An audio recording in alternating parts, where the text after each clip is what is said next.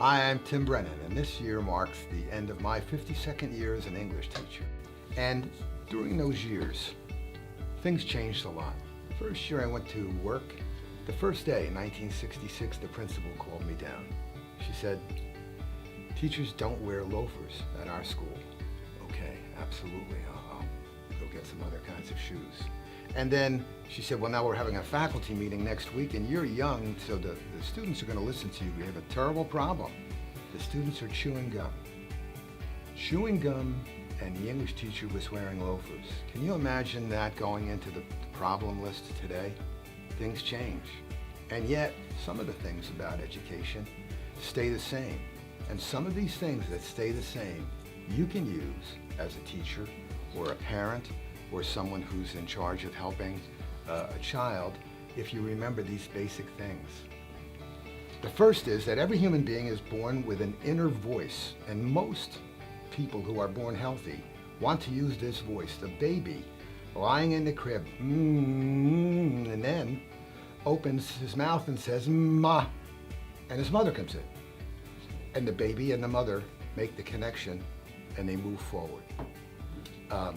But the most like learning to be a self-sufficient student that I remember and that I think of from very young times is when the baby makes their first steps to walk. Here's how it usually happens. The caring adult, maybe mom, senses that the baby is ready and takes the baby out of the crib, puts the baby on the floor, backs up a couple of feet, and then says, come on, you can do it, come on." And that's a situation based on unconditional love. Doesn't matter whether the kid wets his pants or gets the cart, you still love the child. It's low danger. It's high reward. There's a very nice reward at the end of it, and the skill increases. Now, this is the difference between education and training. The baby knows how to walk. All the mother has to do is draw it out. In fact, the word education is from the ancient Latin educo, to draw out from. That's different from training. If you want to train the child to know the 50 state capitals, you have the knowledge, the child doesn't, and you just go over it and go over it and go over it and go over it. But it doesn't last that long. And that's it, I think every teacher and every parent has heard children say, "Is this on the test next Tuesday?" And what they really mean is, because after Tuesday, I have no need for this.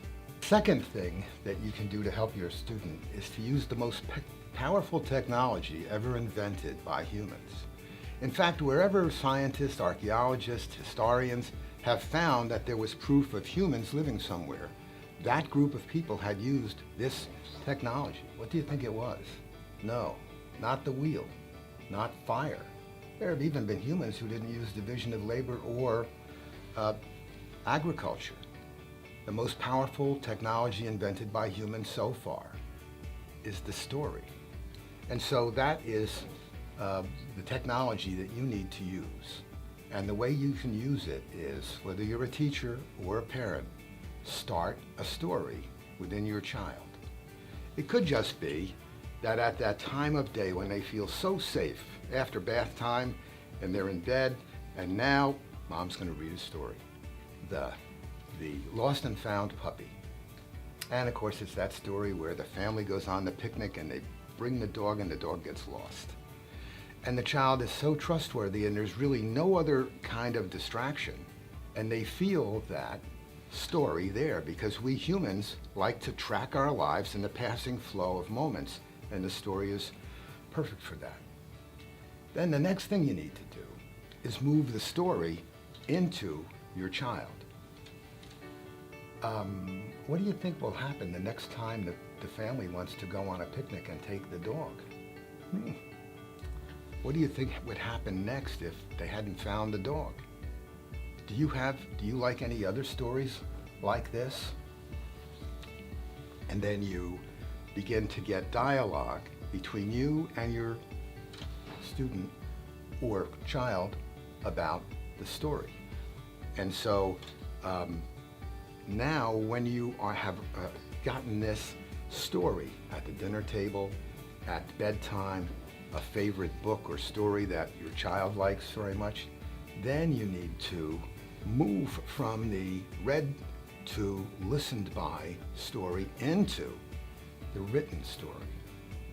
Here's how you do that. Get a flat table, crayons, pencils, other things that your child seems to like to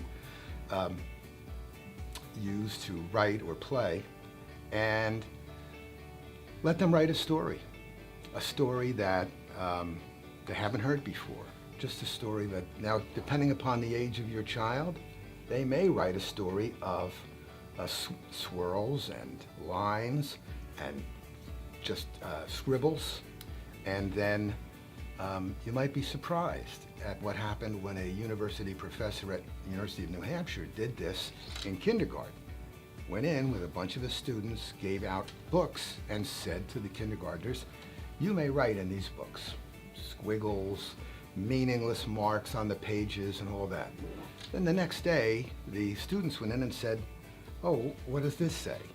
Oh, one day the fox went out into the forest because he was hungry. You see, you translated the concept of the story into writing, but now you've got that other part with the letters and the words that form. The more of this that you can get your child to do, feeling the same way, that sense of characters of I'm safe, there's no danger, this is somebody that loves me, and somehow I know how to do this. I don't even know what it is. So when your child gets into the middle grades, make sure they have a writing folder or a place they could have books and things to write on that would help them.